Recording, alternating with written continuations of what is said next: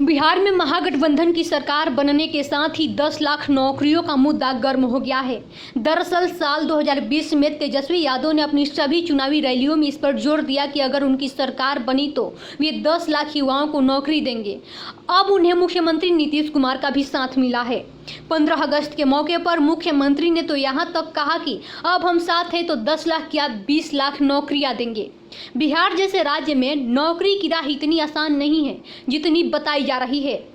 जहां private sector नाम की व्यवस्था ही विलुप्त हो, वहां युवाओं को सरकारी नौकरी लुभाती है। बिहार में आज भी नौकरी का मतलब सरकारी नौकरी ही है। इतनी नौकरियों के लिए सरकार को अपनी आमदनी बढ़ानी होगी। नई सरकार से एक तरफ जहां युवाओं में उम्मीद जगी है तो दूसरी तरफ अर्थशास्त्री इसे चुनौतीपूर्ण बता रहे हैं, जबकि विशेषज्ञ इसे बस एक पॉलिटिकल स्टंट बता रहे हैं। बिहार इकोनॉमी एसोसिएशन के जनरल सेक्रेटरी एन.के. सिन्हा कहते हैं कि अगर सरकार कम से कम 30,000 रुपये महीने की सैलरी भी देगी तो सालाना 36,000 करोड़ रुपए की जरूरत पड़ेगी। इसके लिए सरकार को अलग से आय के स्रोत विकसित करने पड़ेंगे।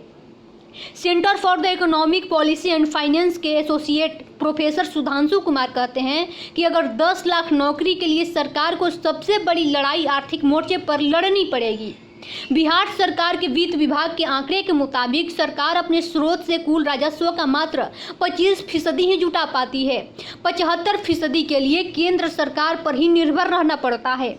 साल 2020-21 के आंकड़ों की माने तो अपने स्रोत से जहां राज्य सरकार 36,000 करोड़ जुटा पाई थी, तो इस अवधि में बिहार को केंद्र से 31,000 करोड़ रुपए दिया गया था। उन्होंने बताया कि राज्य सरकार अभी तक अपने कर्मचारियों को समय से सैलरी तक दे पाने में समर्थ नहीं है। ऐसे में मौजूदा आर्थिक सिस्टम के लिहाज से तो सरकार के पास नई नियुक्तियों के बारे में सोचने की लिबर्टी नहीं दिख रही है। वहीं बिहार इकोनॉमिक एसोसिएशन के जनरल सेक्रेटरी एन.के. सिन्हा कहते हैं कि सरकार के सामने ब्यूरोक्रेटिक विफलता भी एक बड़ी चुनौती है। बिहार में सरकारी नौकरी देने वाली सरकारी एजेंसी बिहार लोक सेवा आयोग 3 साल से कम समय में भी नियुक्ति प्रक्रिया पूरी नहीं कर पा रही है। यही स्थिति लगभग सभी जगह की बनी हुई है। अब इसी से अंदाजा लगाया जा सकता है कि 10 लाख लोगों को नियुक्ति करने में सरकार को कितने साल का समय लग सकता है। अब 10 लाख युवाओं को नौकरी देने के राजनीतिक मायने को नीतीश कुमार के इन 2 बयानों को समझिए। पहला, 20 अक्टूबर साल 2020 को जब नीतीश कुमार एनडीए के साथ सत्ता में थे, तब उन्होंने तेजस्वी की 20 लाख नौकरियों की घोषणा का मखौल यह कहते हुए उड़ाया था कि पैसे कहां से लाएंगे, जिस आरोप में जेल में है।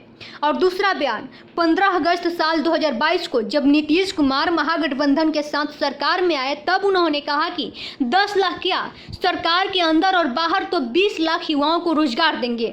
वहीं तेजस्वी अब अपनी इस घोषणा पर भी अलग अलग बयान देने लगे हैं। चुनाव के दौरान उन्होंने कहा था कि उनकी सरकार बनेगी तब ये 10 लाख लोगों को नौकरी देंगे। अब ये मुख्यमंत्री बनने पर नौकरी देने की बात ही कह रहे हैं। साथ ही तेजस्वी अब नौकरी को रोजगार से जोड़ने लगे हैं।